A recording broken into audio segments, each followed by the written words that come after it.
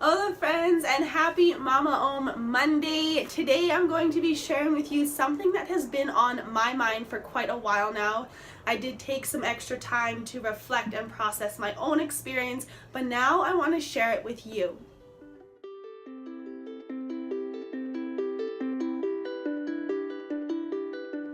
Please bear with me as I am dealing with the tail end of a cold. I have my toilet paper and my honey lemon tea on hand. So today I am sharing with you my experience in decluttering my life with intentions to create space for the things that truly resonated with me. I still have this in my hand. We are talking about purging. Now this term of purging kept coming up as I was pre-planning, and at first I didn't think it really suited the conversation, but as I begin to dig more into the three aspects we will be exploring together, I found it really did suit the intention of clearing all the things that no longer serve our best selves to create space for the things that truly resonate with us. I will be using the Spark Joy inspiration from KonMari today to really navigate through all the things that we hold on to and knowing if they're right for us or if it's time to let them go. So we are going to start with number one, and probably the most obvious and the easiest concept to grasp. We're going to look at purging our physical possessions. Now, if you're new to my channel, it will be helpful to know that 2 months ago now, my partner, our two little girls, and I moved from Canada down to Guadalajara. To do so, we had to do a ton of purging. We bought our first home in March of 2016, and we're dating for 6 years prior to that as well. So over the past 9 years, add in 2 babies, you can imagine how much stuff we had collected in our home. In June of 2018, I started my purging. My method was more or less room by room, or spaces that I could block off if I didn't have time to finish.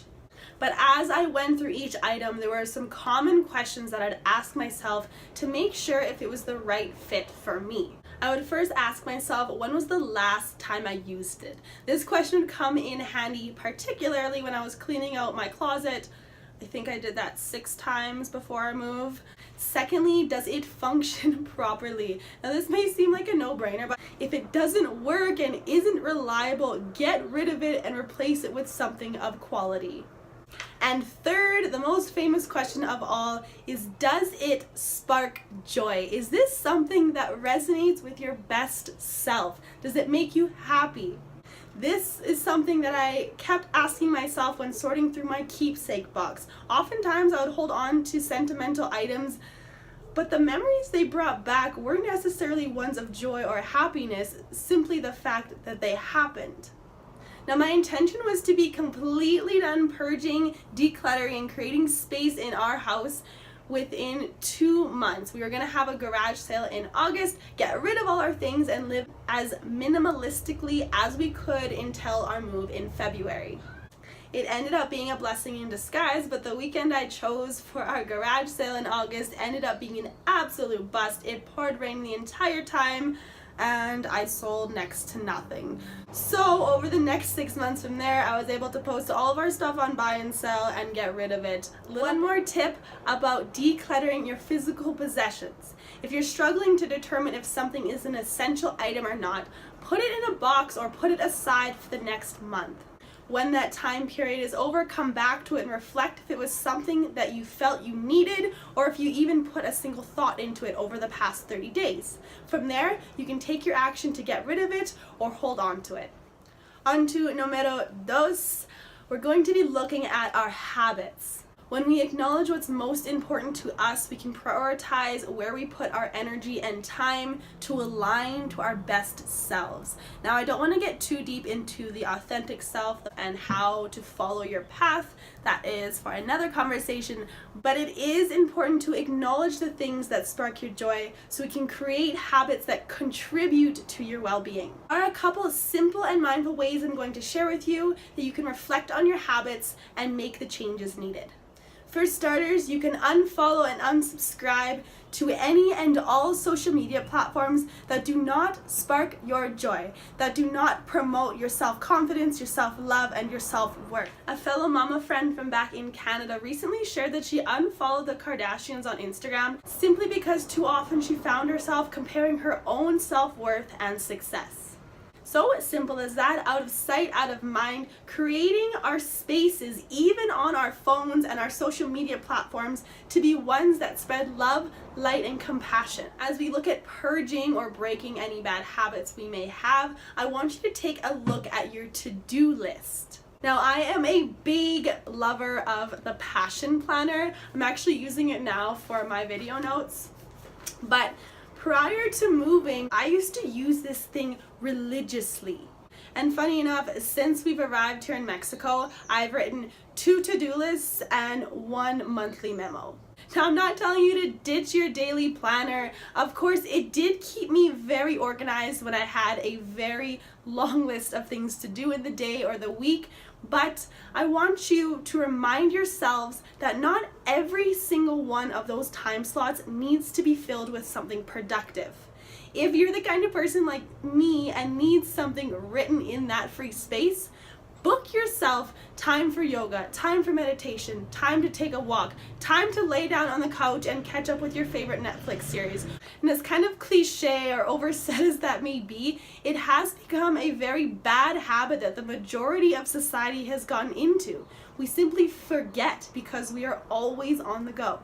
And as we dive even deeper into the reflection of our own personal habits, it's time to take a look at our morning routines. And there are so many different trails and tangents I could go into, but I'm going to leave the importance of your morning rituals out of it and instead leave you with this one question. What are the first 3 things that you ingest into your system? This is your system as an entire being. For example, do you need that cup or 2 of coffee before you even think about breakfast? Or do you reach for that fresh glass of lemon water to break the fast? Remember, the things we ingest are much more than our food and drink throughout the day. The TV we watch, the things we listen to, the conversations we engage in. Again, in the morning, when you wake up, what is the first thing you reach for? Is it your journal to gratitude write on all the things you're grateful for on top of the beautiful day you have ahead? Or is it your iPhone to keep on scrolling through the notifications you missed, the new Snapchats, or the business emails you need to catch up on? Reflecting on the way we spend those first morning moments is a great reflection on the tone we set for the rest of the day.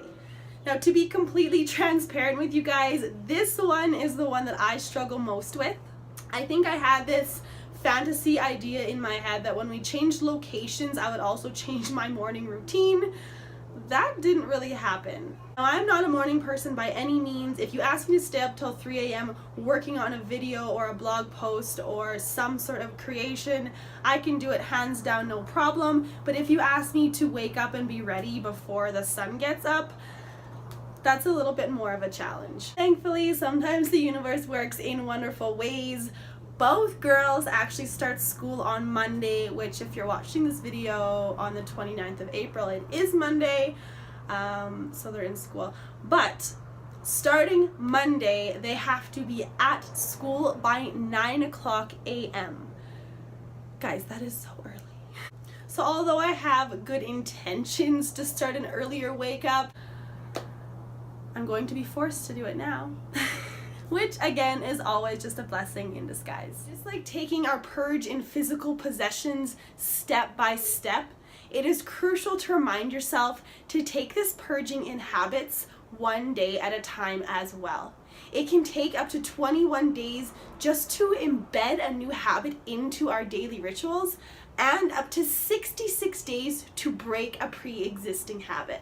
And last but not least, number 3, we're going to take a look at how to cut ties to create space for more authentic connection. In a nutshell, we are purging relationships. Now, I do feel like it's a little bit harsh to say that we're purging relationships in our lives, but it does emphasize the importance on setting boundaries in our relationships, as well as creating connections that truly nurture us.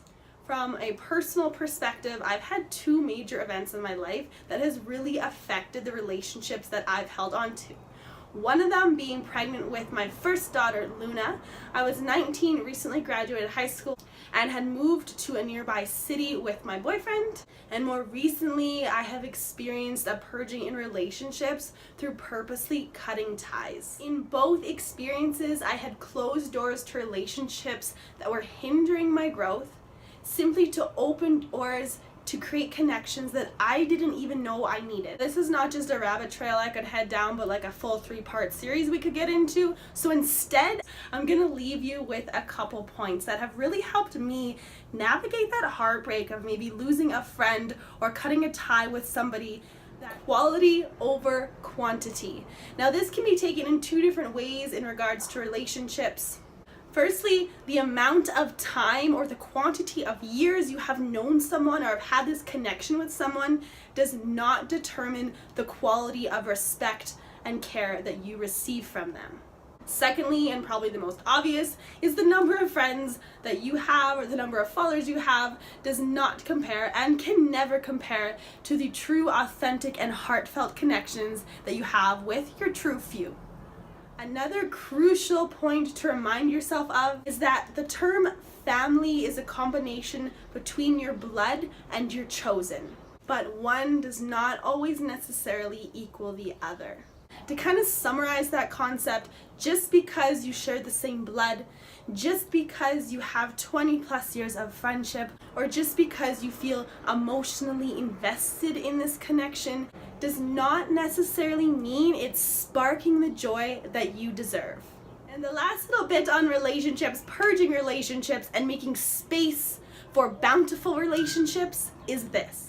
Simply surround yourself with the people that make you happy, the people that support you, whether they agree with you or not, and the ones that leave you beaming with light and filled with love long after you've separated. So friends, as a whole, when we invite only the essentials to our happiness into our daily lives, we are left with much more energy, time, and enjoyment to spend on each and every moment. And it looks like I've made it through this entire video without getting too far down any side conversations, but I want to know about your experiences. If you have something to share regarding purging, decluttering your life, or making space for connections that truly matter, I want to hear it. Please reach out over social media. You can follow Mama Om or leave a comment down below. Today's talk was a little bit different from my previous posts, so if you liked it, be sure to give it a thumbs up. And if you want to follow along with our upcoming adventures or tune in for more Mama Om Real Talks, be sure to subscribe to my channel and turn on alerts. And I will talk to you all next Monday when hopefully I don't sound like this anymore. Have a beautiful week, friends.